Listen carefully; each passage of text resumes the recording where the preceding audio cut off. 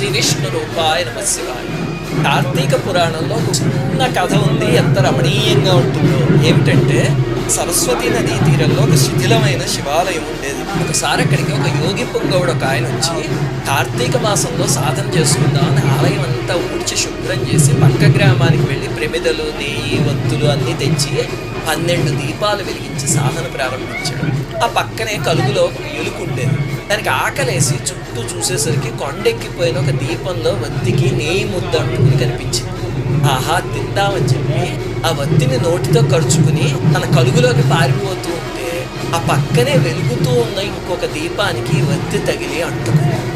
అంటే కార్తీక మాసం, శివాలయం తన చేత్తో దీపాన్ని వెలిగించినట్టు అయింది ఆ ఎలుకకి.